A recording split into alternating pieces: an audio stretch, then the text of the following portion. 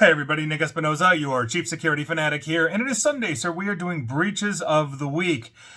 And this week in data breaches was just absolutely nuts. But interestingly enough, I think this is going to be a shorter segment, and the reason being is that a lot of this is wrapped up in one big old breach, and you probably know, if you're a longtime listener of mine, exactly what I'm talking about here. So before we go on, as always, I want to thank the following people, and that would be Jay Dance, David Little, Jacqueline Wolf, and Chris Fowlon. Guys, thank you very much.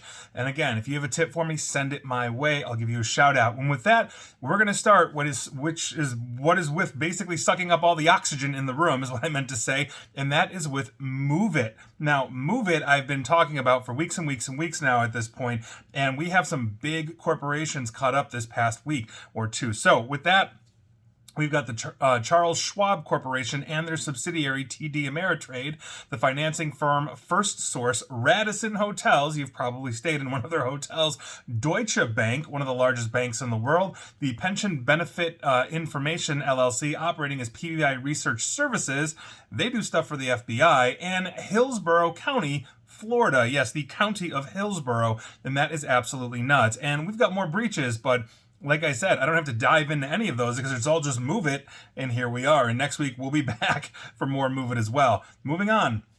Let's talk about the Accreditation Commission for Education in Nursing, or ACEN, because on July 12th, ACEN filed a notice of data breach with the Attorney General of Maine. Now, apparently, they learned that their managed file transfer server was compromised, although they did not say MoveIt in the breach notification, so I'm not sure, but that could be another one. And that obviously resulted in unauthorized information essentially being exposed. Names and social security numbers were included in that. And so upon completing the investigation, they began sending out notices as well.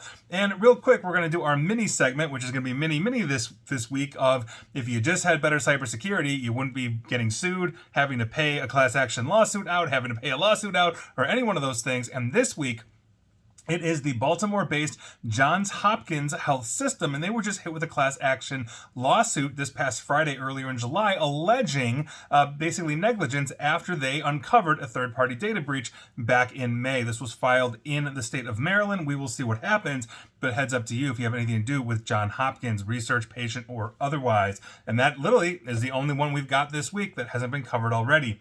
Moving on, let's talk about the entire country of Indonesia, one of the most populous countries in the world. Over 34 million Indonesian passports were leaked in a massive data breach impacting the country's Immigration Directorate General at the Ministry of Law and Human Rights. Cybersecurity researcher and founder of Ethical Hacker Indonesia, Teguh Aprianto, and I hope I'm pronouncing that correctly, disclosed the breach on his Twitter account, attributing the attack to a hacktivist identified as Bjorka, not Bjork, the Icelandic singer. I hope not anyway. Moving on. Or actually, I should say, moving on to this, the Indonesian authorities are investigating this breach while the threat actor has offered these passports up for sale on the leak site. So there you go. Hopefully, Bjork fans out there, you can breathe easy. We'll find out. Moving on. Let's talk about the Charles George VA Medical Center in East Asheville. I believe that's North Carolina. Basically, a VA Medical Center employee uploaded a wrong document into their secure messaging system known as My Health Vet. Apparently, that's according to the spokesperson, Vance Janes, at the medical center, talking to local press. Now, the employee caught the mistake, removed the document, and then reported it on May 12th. After an investigation was initiated that day, it was determined that this basically occurred involving personal information of more than 1,541 veterans. And what we're talking about is personal information of them that could potentially get them run, basically have an identity theft scam run on them. I do not know more than that, but heads up to you if you're a veteran and you use the Charles George VA Medical Center in East Asheville. Moving on.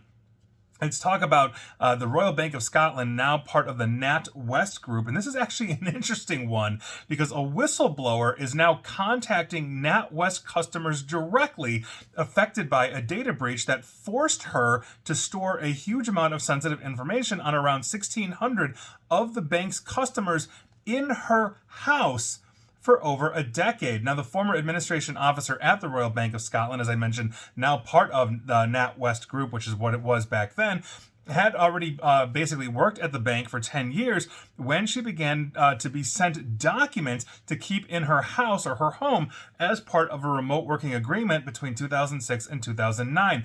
Her job was to contact customers using the data to generate mortgage business for the bank. Now, as revealed to Computer Weekly about 2 years ago, interestingly enough, the former worker who wishes to remain anonymous has been attempting to get the files, basically to get the bank rather, to take back these customer files, which are in paper, in return for a guarantee in writing that if any of the data is misused, there will be no repercussions on her, which she said the bank has given verbally but not in writing. She also wants an apology basically from the CEO of the bank, Allison Rose, for the nightmare, quote unquote, that the bank has put her through. But working from home, they literally gave her paper copies of very sensitive information so that she could use her home internet, home phone, whatever it is, to make calls. That is absolutely crazy. So that's some cleanup there, but I couldn't imagine having access to that kind of info.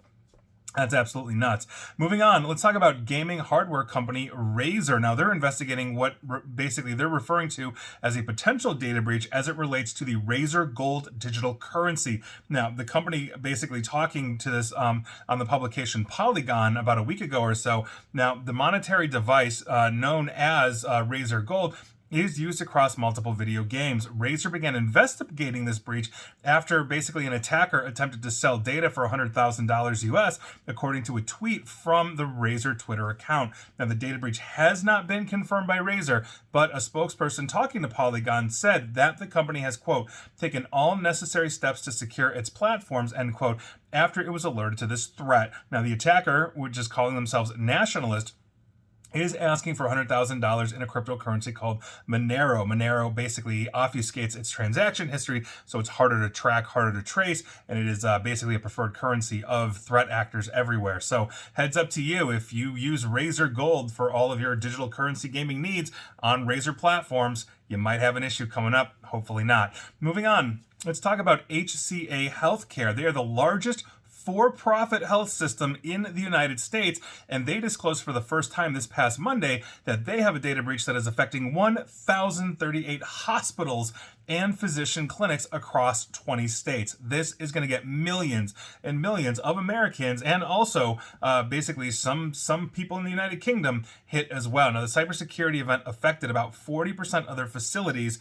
This is according to them, and basically they have 180 hospitals and approximately 2,300 ambulatory sites of care across these 20 states on top of basically, or actually that is their total. The 1,038 was affected, but they also have facilities in the UK as well. Now, the health system first discovered this incident on July 5th. Now, in their statement, they basically said attackers stole data from, quote, an external storage location exclusively used to automate the formatting of email messages, end quote. Now, during the data theft incident, the unauthorized party accessed data, including patients' names, home address, email address, phone numbers, dates of birth, and gender data. The attackers also accessed information about patients' healthcare services, such as appointment dates and locations. So obviously that's a huge thing, and I have no doubt that we're going to see 1,038 hospitals and physician clinics start to declare across the United States and the United Kingdom. So that's going to be a big one, and obviously I don't know if it'll be necessarily move it big,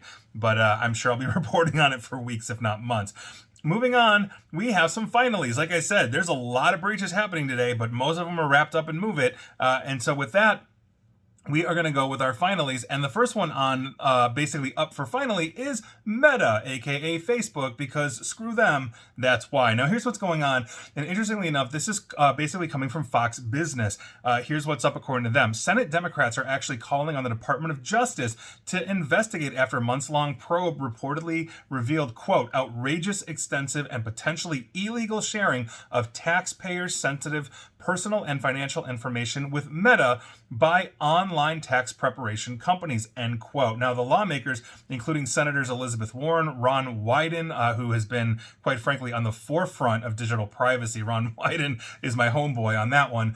Richard Blumenthal, Tammy Duckworth, Bernie Sanders, and Sheldon Whitehouse released a 54-page report on the issue, also requesting prosecution if a company or individual violated the law. Now, the group, as well as representative in the House, Representative Katie Porter, sent a letter to the Internal Revenue Service, the Treasury Inspector General for Tax Administration, the Federal Trade Commission, and the Department of Justice that highlighted these findings. Senator Warren's office said that companies shared millions of taxpayers' tax return data, meaning they could face billions of dollars in potential criminal liability. Quote, "The findings of this report reveal a shocking breach of taxpayer privacy by tax prep companies and big tech firms that appear to violate taxpayers' rights and may have violated taxpayer privacy law. Relevant enforcement entities, including the IRS, Treasury Inspector General for Tax Administration, the Federal Trade Commission, and the Department of Justice, should fully investigate this matter and prosecute any companies or individuals who violated the law."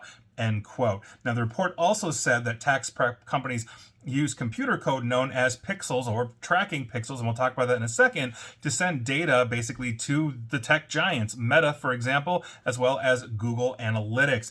And this is what we are talking about when we are talking about these things. We have seen massive data breaches on the healthcare side, thanks to the Facebooks and Googles of the world, when developers start integrating these tracking pixels. So the last one we saw is that I think it was something like 40% of the top 100 hospitals had this in there. So you'd go to your patient portal, you'd schedule an appointment or whatever, and that bit of information wasn't just going to the hospital, it was also being scraped by Meta and Google and others, because essentially it's integrated, and oftentimes developers can make money off of these kinds of things as well. And so that is a huge problem. We have a huge problem with tracking pixels. Personally, I think they should be outlawed. I know there's a lot of people that agree with me. I think the bad outweighs the good here with these kinds of things, especially when we're talking about the consumption of data. But I don't want to really know, I don't really want to have, I should say, Meta or Google or anybody essentially understand that when I'm in my patient portal, let's say, sending a message to my doctor or doing whatever I'm going to do, they don't need to know that information. They don't need to understand who my physician is, nor yours, nor anybody else's. I think this is absolutely outrageous, and it obviously needs to stop. And we have one more finally for you today as well, and this is an understanding of you really need to make sure that you are checking what apps you are installing, because 2 Android apps in this specific case, but iPhone people, this happens to you too. In this case, it's 2 Android apps have been discovered by a security research company known as Prodeo to be transmitting its user data to China. That's right, 2 widely used Android apps that have received millions of downloads combined are transmitting user data to China. Now, this disclosure obviously, is raising a whole bunch of flags, issues, all that kind of stuff. And so those 2 apps, if you're an Android user, heads up. One is known as File Manager, simple enough, and the other one is known as File Recovery and Data Recovery, and those are the apps in question here. Now, both apps were reportedly found in a data breach transferring private user information such as email addresses, device information, GPS locations, and more to servers in China. Prodeo also claims that although both apps are made to appear like legitimate file management apps, their true purpose is to gather and send private user information to remote servers in China in this case. Now, those dangerous actions include things like data collection and transmission without user agreement, the presentation of intrusive advertisements, and the redirection to malicious websites as well. And so, by virtue of that, we really have to understand, make sure that what you are downloading are basically legitimate apps. Look for the digital signature. For example, and this is one of the examples I use in a lot of my presentations, is a Vietnamese hacker was caught a while back replicating the Cars driving game that was basically there that kids could look at. It looked exactly like Disney Cars. You could download it, and it was giving them adult-themed advertisement like Kim Kardashian's adult video that she made a while back, those kinds of things. And if you're not looking at that digital signature line, that's the one thing that attacker could not have spoofed. It's not going to say Disney. It's going to say whatever that guy's name is. But in this case, You can look for Disney. Make sure you know where the apps are. I always look up apps before I download them. Where are they located? Do they have privacy policies? Are they in a country that is friendly to data privacy laws, like the European Union in general? All those countries, or Australia, Japan, South Korea, all are really good. United States is okay. Canada, et cetera, et cetera. Make sure that you understand where your apps are coming from. It's so unbelievably important. Otherwise, you may end up literally just sending everything to China. And for the record, we know that this is a pretty standard practice for Chinese apps. TikTok does this. Temu or Tenmu or whatever that other buying app, I've done a video on that one. That does it as well.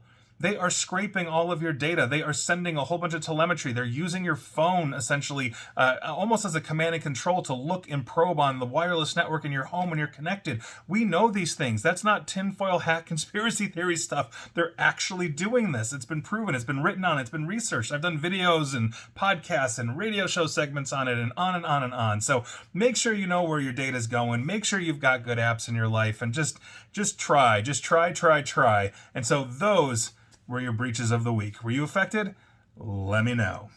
And please like, share, follow me here on Facebook and Twitter at NickAESP. And please feel free to subscribe to me at YouTube as well. And as always, stay safe, stay online, and please attempt to stay private. Thanks, everybody.